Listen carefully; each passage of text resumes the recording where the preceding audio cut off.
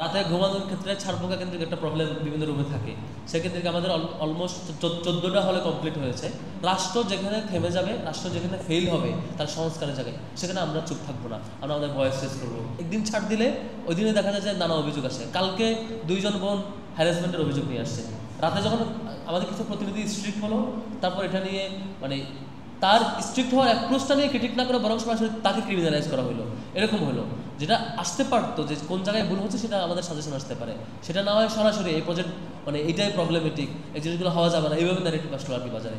যাই হোক, আমাদের মৌলিকভাবে কয়েকটা জিনিস আমরা চিন্তা করেছি, আল্লাহ চাহেন তো। নাম্বার 1 হচ্ছে যে বুট ক্যাম্পটা প্রত্যেক হলে হচ্ছে, এটা প্রাইমারি। আপনারা আজকে অ্যাডভান্স কিছু শিখেন নাই। প্রাইমারিলি আপনার সামনে কেউ অসুস্থ হলে, ক্রাইসিসে পড়লে সেটাকে আপনি অ্যাড্রেস করবেন, সেটুকু শেখা হয়েছে। আমাদের নেক্সট প্ল্যান হচ্ছে আবার দ্বিতীয় পর্যায়ে, দ্বিতীয় ধাপে এসে ম্যাসিভ স্কেলে বড় প্রোগ্রাম নামানো, যেখানে অ্যাডভান্স বিষয়গুলো শেখানো হবে ইনশাল্লাহ।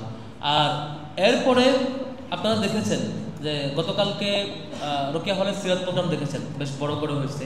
ওখানে মনে হয় 1000-এর বেশি উপস্থিতি ছিল। তো 1000 শিক্ষার্থীকে আমাদের খাবার দেওয়া, পুরো আয়োজনটা করা, সবাইকে নিয়ে কালচারাল ইভেন্ট নামানো, সব কিছু হয়েছে। তারপরে আপনাদের হলে এখনো হয় না, সেটা হচ্ছে রাতে ঘুমানোর ক্ষেত্রে ছাড়পোকা কেন্দ্রিক একটা প্রবলেম বিভিন্ন রুমে থাকে।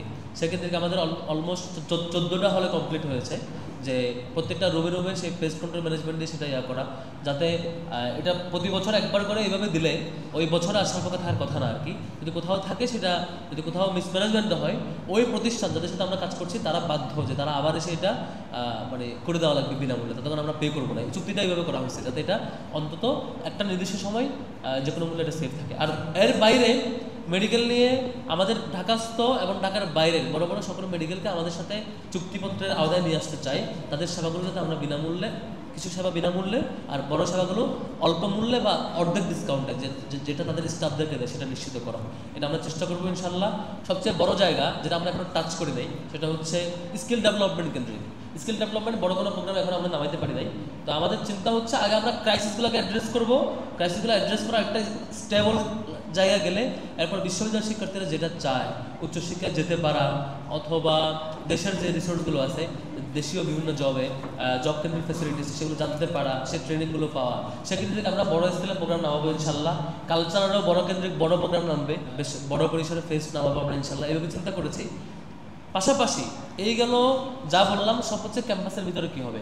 ডাকসুর একটা আবেদন আছে ন্যাশনাল পর্যায়ে, সেটাও আমাদের রক্ষা করতে হবে। নাম্বার 1 হচ্ছে রাষ্ট্র যেখানে থেমে যাবে, রাষ্ট্র যেখানে ফেল হবে তার সংস্কারের জায়গায়, সেখানে আমরা চুপ থাকবো না, আমরা আমাদের ভয়েস রেজ করবো।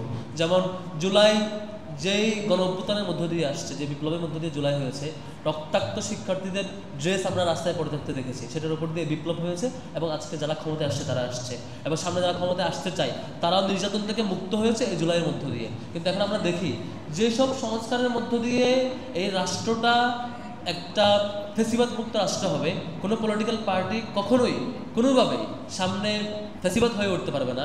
যে রাস্তাগুলো আমরা বন্ধ করতে চাই, আমাদের ঐক্যমত্য কমিশন যে সাজেশনগুলো দিয়েছে, কোনো পার্টি সেগুলো তো বিরোধিতা করেছেই, সেখানে নোট অফ ডিসেন্ট দিয়েছে, আবার বলছে তারা যে গণভোটে সে প্রস্তাবগুলো যাইতে পারে।